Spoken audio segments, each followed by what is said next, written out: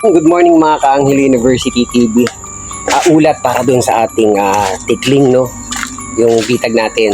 Tuwing umaga, chinecheck ko kasi. Tara, checkin natin kung may huli na ang ating bitag. Let's go! So, ito yung aking bitag dito, no? So, pinupuntahan natin. Ayun yung bitag natin. Ito yung isa.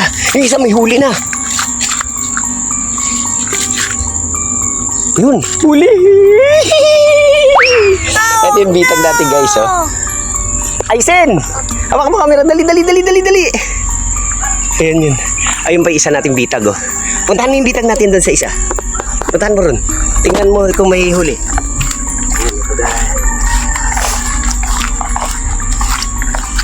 Wala pa, Toge. Bitag, aray mo. Kawawa. Talian natin para hindi siya makawala, no? So ito na guys, meron tayong isang huli sa ating bitag. So wag tayong lalapit, no? Yung ano, kasi mahaba yung tuka niya. So sigurado madadali ng tuka yung ating mata. Alisin mo yung camera mo. Tignan mo yung camera, hindi ako. Ayan. So ito guys, ayan, oh, pumulupot na siya. So kailangan natin ayusin uli yung ating bitag. Ibalik natin, ha? Ay, masikip na.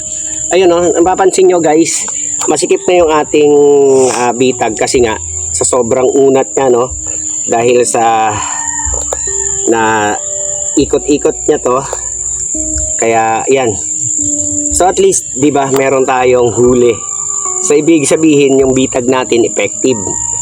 Na may mga nahuli to na nakaraan kaso lang napapatid. Siguro mas malaki sa kanya yung ating bitag, ang nabitag, no. So eto ngayon, kailangan kumapaluwag siya. Masikip talaga, oh. So kaya siya masikip kasi kailangan maluwag para pagkadaan niya madali siyang madali. So papalitan natin guys. Ayan. So kailangan kung unatin yung ating tanse. Ayan, kasi medyo ano na yung kanyang, ayan. So kailangan natin i-clear ulit, no. Sa pagbibitag natin, kailangan may buhol yung dulo. Kasi para pag umano siya, hindi siya pipiglas, hindi siya dudulas, no? Yan, so yan. Yun, maluwag na guys. So balik na naman natin. Yan, ganito yung pagbalik ng ating bitag. So kailangan natin kasi na bawat kanto niya merong malalagay na tagapigil. So itong mangyayari, kasi nga lumuwag na yung ating bitag, lalagyan natin siya ng pigil, no, halaman na lang. Alam mo.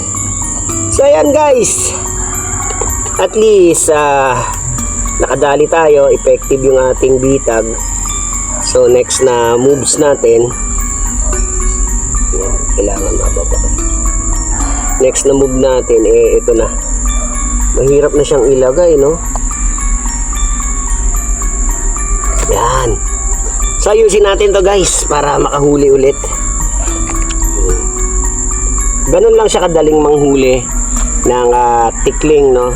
Ilalatag lang natin yung ating bitag, yung trap natin para sa mga tikling, kasi dadaan yung tikling. Pag sila ay dumaan, talagang dali. Yan po yung ano ng ating traps, no. Trap.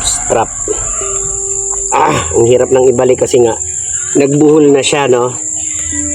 Pero papalitan ko ng ano yan mamaya. Yan. At least effective, meron tayong huli. So syempre magiging masipag na tayong gumawa ng bitag. Yan.